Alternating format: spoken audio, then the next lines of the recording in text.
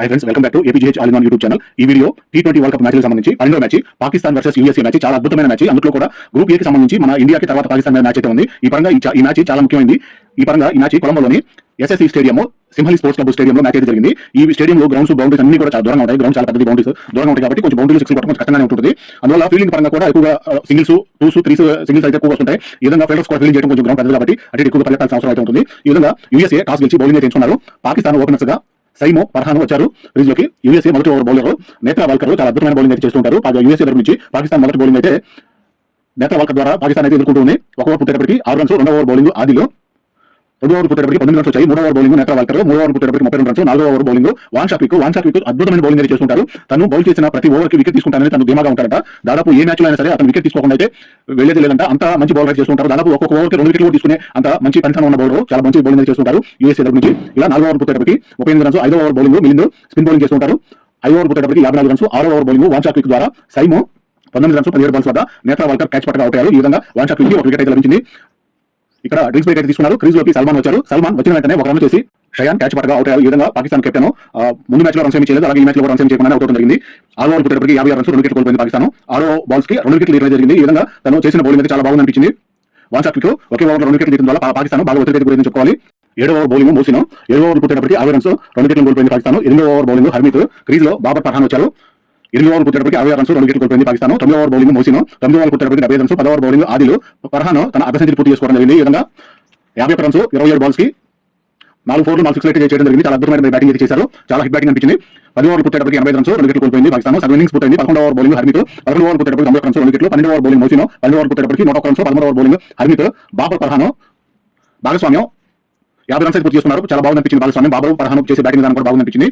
13వ over పుట్టేటప్పటికి 122 runs, 14వ over bowling వాన్షాక్విక్, 14వ ఓవర్ పుట్టేటప్పటికి 133 రన్స్, 2 వికెట్లు డ్రింక్స్ బ్రేక్. 15వ ఓవర్ బౌలింగ్ మోసినో, బాబర్ 46 రన్స్, 32 బాల్స్ కి చాలా అద్భుతమైన బ్యాటింగ్ చేస్తున్నారు. ఇప్పటివరకు బాబర్ కొన్ని ఇన్నింగ్స్ నుంచి పెద్ద రన్స్ ఏమీ చేయట్లేదు. ఈ ఇన్నింగ్స్ లో బాబర్ కొంచెం ఫామ్ లోకి వచ్చారని చెప్పుకోవాలి. బాబర్ 46 రన్స్, 32 బాల్స్ చేసిన విధానం బాగుంది. మిలింద్ క్యాచ్ పట్టగా అవుతారు.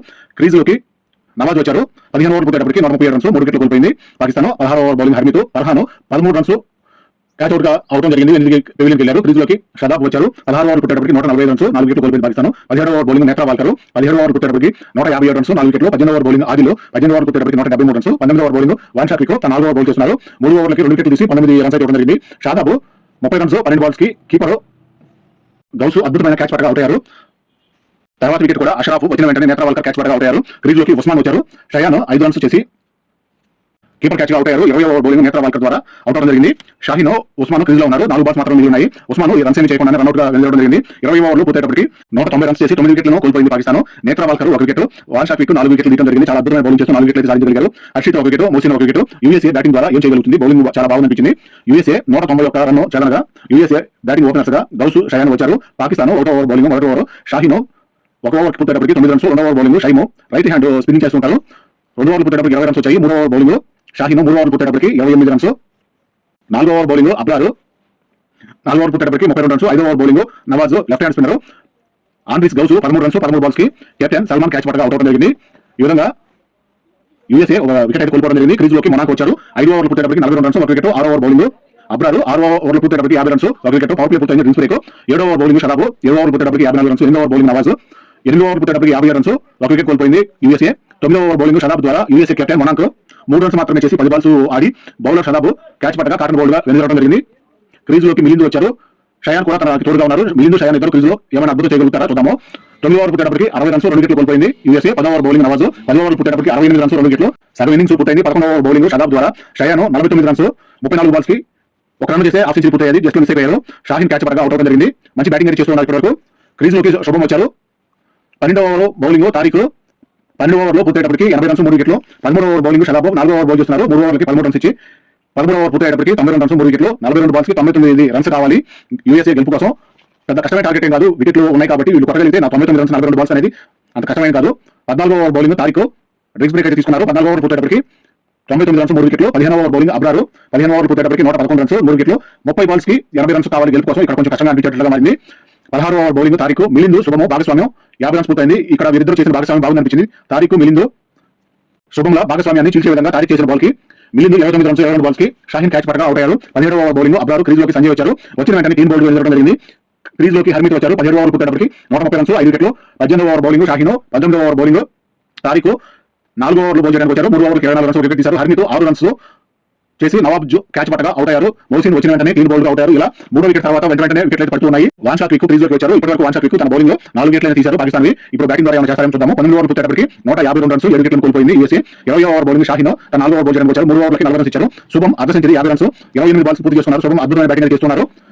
51 రన్స్ 30 బాల్స్ కి ఎల్బీడబ్ల్యూగా అవుట్ జరిగింది. మంచి ఫామ్ లో ఉన్న శుభం కూడా పాకిస్తాన్ బౌలర్ల ద్వారా అవుట్ చేశారు. చాలా బాగుంది పాకిస్తాన్ కెప్టెన్సీ కానీ గేమ్ ప్లాన్ కానీ. ఈ విధంగా శుభం అవుట్ చేసిన విధానం కూడా చాలా బాగుంది. ఆదిల్ క్రీజ్ లోకి వచ్చారు. 20 ఓవర్ పూర్తయినప్పటికీ 158 రన్స్ చేసి 8 వికెట్లు మాత్రం కోల్పోయింది. పూర్తిగా యూఎస్ఏ 158 రన్స్ మాత్రమే చేయగలిగారు. పాకిస్తాన్ ఈ విధంగా 32 రన్స్ తేడాతో విజయం సాధించింది. పాకిస్తాన్ 20 ఓవర్ల బౌలింగ్ 6 బౌల్ చేయగా 5 స్పిన్నర్లు అయితే బౌల్ చేశారు. ఈ విధంగా స్పిన్నర్లకు కలిసి వచ్చే విధంగా శ్రీలంక కొలంబోలోని Sinhalese sports club stadium ground pitch ఈ విధంగా స్పిన్నర్లకు అనుకూలంగా ఉందని చెప్పుకోవాలి. తారిక్ 3 వికెట్లు తీశాడు. షదాబ్ 2 వికెట్లు, నవాజ్ 1 వికెట్, అబ్రార్ 1, షాహీన్ 1 వికెట్ తీసి పాకిస్తాన్ 32 రన్స్ తేడాతో విజయాన్ని సాధించింది యూఎస్ఏ మీద. ఈ విధంగా యూఎస్ఏకి సంబంధించి బ్యాటింగ్ బౌలింగ్ ఫీల్డింగ్ పరంగా కొంచెం పర్లేదు అనిపించినా కూడా అంత సూపర్ గా ప్రదర్శన అయితే చేయలేకపోయారు. ఇండియా మీద చూపించిన మాత్రం ప్రదర్శన కూడా పాకిస్తాన్ మీద చూపించలేకపోయింది యూఎస్ఏ. ఈ విధంగా యూఎస్ఏ ఇండియా మీద అలాగే పాకిస్తాన్ మీద వరుసగా 2 మ్యాచ్లు అయితే ఓడిపోవడం జరిగింది. యూఎస్ఏ కొంతవరకు బౌలింగ్ పరంగా వాన్షా క్విక్ మాత్రం 4 వికెట్లు తీయగలిగాడు. అలాగే మన ఇండియా మీద కూడా వాన్షా క్విక్ అలాగే వికెట్లు అయితే తీయగలిగాడు. చాలా మంచి బౌలింగ్ ప్రదర్శన అయితే చేస్తున్నారు. అట్లాగే నేత్రా వాల్కర్ కూడా తన బౌలింగ్ తోటి అద్భుతంగా ప్రదర్శన అయితే చూపిస్తున్నారు. ఇది బౌలింగ్ పరంగా కొంతవరకు పర్లేదు అనిపించే విధంగా యూఎస్ఏ అయితే ఉంది. బ్యాటింగ్ పరంగా అంత సూపర్ ఫామ్ లో అయితే యూఎస్ఏ లేదని చెప్పుకోవాలి. ఈ విధంగా కొలంబోలో జరిగిన యూఎస్ఏ పాకిస్తాన్ మ్యాచ్ కి సంబంధించిన అప్డేట్ ఇది.